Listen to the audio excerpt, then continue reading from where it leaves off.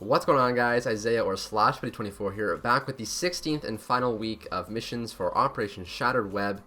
This is the very last week of the operation. Time to take out the trash. Even though this is the last week of the operation, you will have until March 30th to complete any outstanding operation challenges if you're going for the diamond coin. But aside from that, this is the final week of the operation. I'm going to keep it short and sweet for this last week since there is no Guardian mission. I'm just going to go very quickly here at the start, get into our two challenges for today's video, and then give my sort of thoughts and overall impressions about the operation at the end. So for this week, we have no Guardian mission, like I mentioned, which is the first week we haven't had a Guardian mission. Instead of that, this week we have the second co-op strike mission, similar to the virus outbreak mission from the very first week. I've actually already uploaded that yesterday in a separate video, so if you're looking for a video on the new co-op strike, be sure to check that out. I definitely had a lot of fun with that one, and I really wish they would have done more of those co-op strike missions, as that's clearly the best part of this operation, and I think most people in the community definitely like those ones the most. Aside from that, for the 16th and final week here, we have our usual group of missions. There's a mission to kill some chickens, a mission for competitive and for wingman like usual, and in this video though, I'll be going over the casual mission and the danger zone mission. They're both really easy, and they don't really even need a video, but since there's no Guardian mission, which is what I usually do for a video for each week of the operation, I'm just going to quickly go over the casual mission, which is to destroy 200 panes of glass, and then also the danger zone mission, which is to destroy 10 of the explosive barrels. They're both really easy, really straightforward, but I still wanted to give you guys a couple of quick little pointers and a couple little words of advice for those two missions. So we're going to have that coming up here next, and then at the end, like I said, I'll give sort of an overall thoughts and impressions and how I feel about the operation as a whole. So we'll hop into that next. Thank you so much for watching, and enjoy.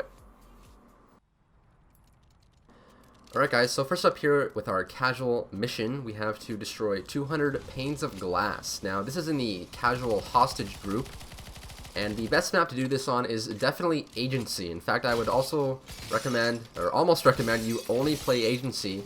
If you get into a game that's not on Agency, just disconnect and wait until you do get on a game on the Agency. You can basically just buy a Bison at the start of each round, and then you're just going to go to town on those panes of glass. You can shoot any window on the level, even the really small ones count as one pane of glass.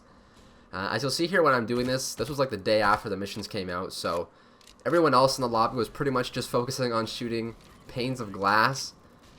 So in that sense, it can be a little time consuming with everyone going for the same panes of glass. But as you'll see here, there's all these little like tiny ones up at the top of the like doorways that you can also shoot out. Those also count as individual panes of glass. Similarly, on the terrorist side, in the actual spawn, there's like at least 50 to 100 panes of glass. So just buy a Bison and then just start putting in absolute work. That's all you really need to do for this first casual mission, to destroy 200 panes of glass. It's very straightforward. You can also buy a frag grenade or a Molotov, sort of lob that in the more contested middle areas, and that will certainly give you an advantage for making this go by as quickly as possible. And it only really took me like 4 or 5 rounds. The only real downside is if you get into a game with like 1 or 2 rounds left and you have to play an entire second game, but either way, compared to some of the other casual challenges for this operation, not too grindy this time around, so pretty straightforward stuff there starting out.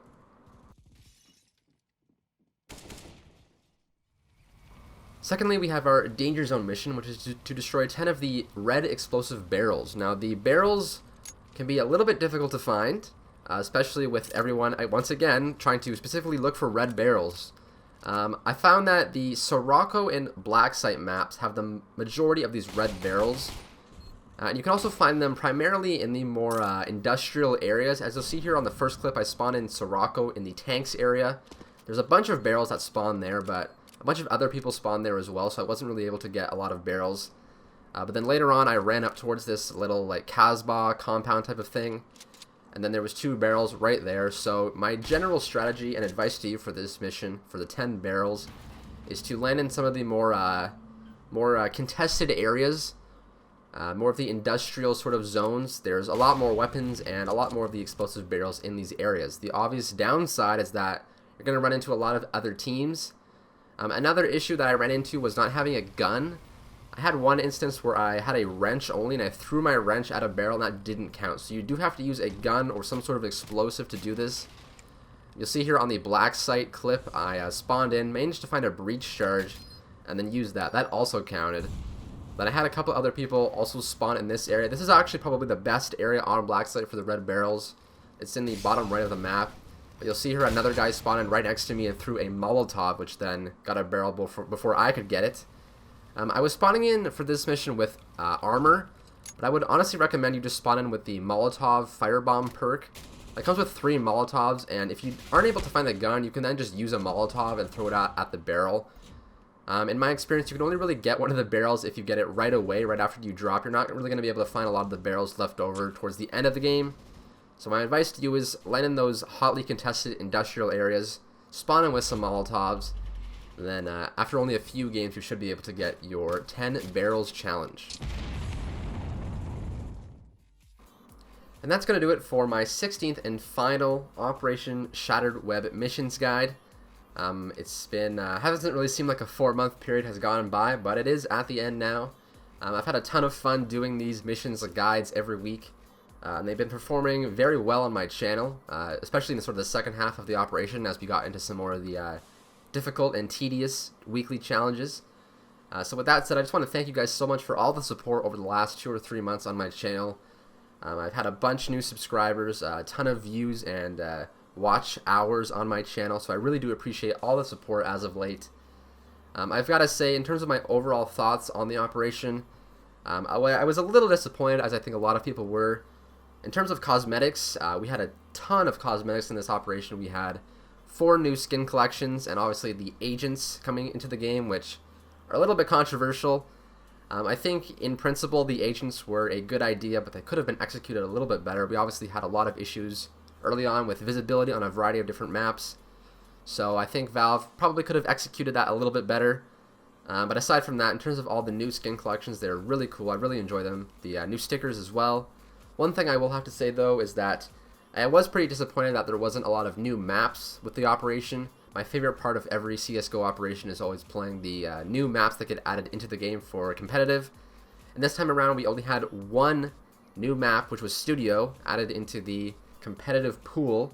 Well, the at least for matchmaking that you can play. In previous operations, we would always have 7 or so maps added into competitive 5v5 matchmaking. So this time around, only having 1, I really have no idea what the fuck they were thinking with that.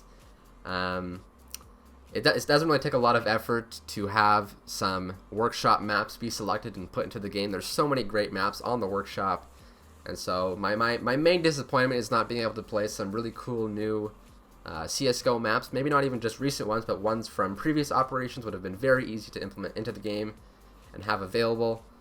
But aside from that, the weekly challenges have been a nice little change of pace, little break from the usual matchmaking grind, so I did enjoy that. And overall, I think it's a good stepping stone for the next CSGO operation.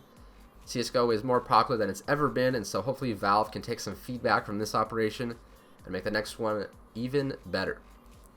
But that's going to do it for my Operation Shattered Web missions videos for you guys. I want to thank you so much for watching. Like I said earlier, tons of new subscribers and views on my channel, so I really do appreciate all the support.